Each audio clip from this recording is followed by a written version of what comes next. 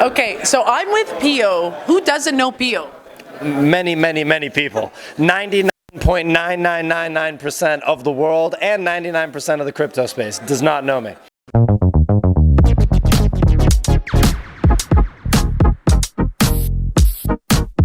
You went to the Bahamas. Yes.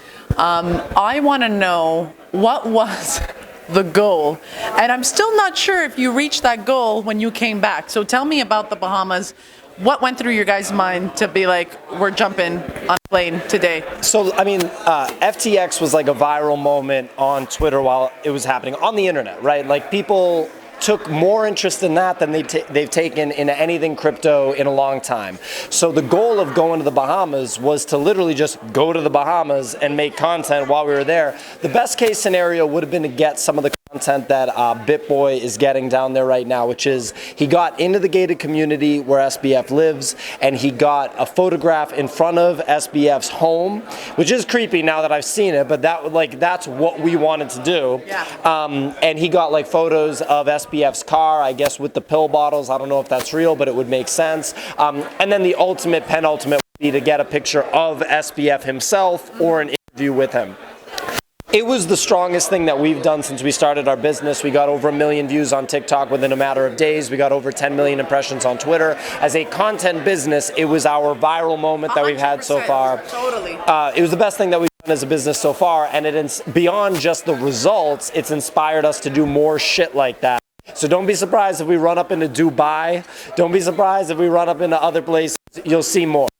I love that. So tell me, did you feel a little disappointed that you didn't get, because I know you're saying, okay, BitBoy did this and this and this, but were you a little disappointed coming home, or did you feel like this was the push we needed to continue doing and potentially going to Dubai now? So we were not disappointed because the result, we got to the Bahamas Friday night at like 10 p.m. So then we had all day Saturday. Saturday was our full day, and then we went back to New York on Sunday. It was a spur of the moment thing, right? We got, all those numbers that I just rattled off in that basically one day, that Saturday. So we were thrilled about it. I mean, I couldn't go in with the expectation that I was be able to like put SBF in handcuffs myself, you know what I mean? Yeah, for sure. So to me, it was the best thing that we've ever done since we started the business, for sure. So tell me, Pio, I love the dynamic. I was just saying off camera how much I love the show. I think there's a beautiful structure there with Signal. We all love Signal. Signal, we love you. Shout out to Signal. Love Signal. He's like, everyone loves Signal. How did this group come about? Like, Nick is so different from you. Yep. Then you've got Easy, a bit more calm. We see you, live. How did you guys come about? Are you guys all high school friends? Like, what's the story there? So Nick and I met through our mutual friend, Kix, who's our third co-founder, also named Nick. And he introduced us, and right from when me and Nick spoke, we just kind of became fast friends. Like, we're both like East Coast guys, similar like mentalities, even though we have different like personalities and styles. We have like similar like mentalities and ideals, I guess you can say. And then we just started doing the show every day, with the foundation being the three of us. And then as Twitter Spaces live social audio, it allows you to connect with people in a way through social media paired with content creation, basically with live podcasts you never were going to be able to do before. And through that, you can basically like try people out. It's almost basketball team like tryouts, and quickly the cream rises to the top and you understand who's really good right away. Signal we knew was incredible right away. Easy, same deal, extremely technical, so good.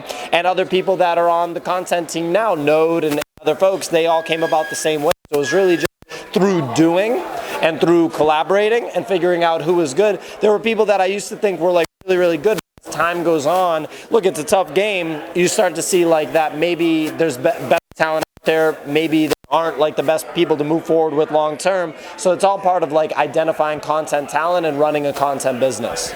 I want to talk about content. Obviously, I'm a content creator. I keep stressing that video is super important. Yep. But I love what the space is. I love what they're doing, because you're right. It's sort of like a podcast but live, right? Yep. Where do you see content going? I know you're very committed to this. Where do you see content going for Web3 in general? Well, for Web3 in just world. I think content doesn't even have to do with like specifically Web3. I think live social audio, so Twitter Spaces, Clubhouse type of thing, and similar integrations into Instagram, into YouTube, into all these different platforms. Live social audio is going to be huge because it's like a live podcast. It's like 90s and early 2000s radio, but with social media fully integrated in. So I think that's going to be a big wave. And then I think that short form video, TikTok, Vine. Yeah, we got a little audience there. Short form video, Vine, TikTok, YouTube Shorts. Video on Twitter. I mean, look, Elon Musk just bought Twitter. I'm insanely bullish on what is going to happen with Twitter and what he's going to bring back. So I think all that stuff is going to continue to develop. And I mean, content being made by individual creators versus content being made by big conglomerates, I feel like that gap is just going to go heavier and heavier in favor of the individual creators. What else can you tell me? What's coming for the Nifty portal? Should we really be buying your NFT? Yeah, you should be. What's coming is, a continued progression of a content business, continued progression of like IP development, and continued progression when it comes to like talent development, like someone like Easy who's about to drop an NFT collection, and the people that you see on our content. So what's coming is just a push forward in every area, a rebrand, and just more and more better relationships, stronger relationships, and more of more improvement. One last thing, I saw the Tub conversation yesterday. Tub Talk. I want to know your side of this, and then I'll ask Nick later. But what do you make of this? Are we going to see more Tub You're going to see a lot of bathtub-related podcasting. We've already gotten huge names here in the Web3 space to agree to being in the Tub. I'm not going to name who, right? One of them just walked by. I'm not going to name who because I want it. All Tub Talk stuff has to be a surprise. There's not going to be any announcement. I just want to drop the stuff just like we dropped this and have it go. But one person who I wouldn't have thought would be down to get in the Tub not only immediately said that they were down, but then I went and talked to somebody else, and when I was leaving and just was like, hey, really nice to meet you here, proactively said, yeah, we're 100% going to do that, I promise. So like I didn't follow up with him on it. He was just like, yeah, I want to be in the Tub. So I couldn't be happier. Real quick on Tub Talk, I thought that it was going to be great because I thought there were going to be people that loved it and people that hated it, which is what you want with content. You want to be polarizing, right? And haters are a sign that you're reaching a lot of people. Like true viral moments always have a ton of haters. It's actually a good indicator. Tub Talk doesn't have any haters. I don't know what's going on. It's like overwhelmingly positive reception. I'm confused. I'm disappointed. I wanted like a ton of hate. It would have made me feel great because I would be like, yes, we're reaching a lot of people. Nothing but positive reception for Tub Talk. Doesn't make any sense. Where the haters at? Where the haters at? Do you feel like your bond now with Nick is stronger now that there's this tub and water and soap? No, I feel like the tub is ripping us apart for sure. You don't want to be in a bathtub with your business partners. I'm just telling you. That's not what you want to do.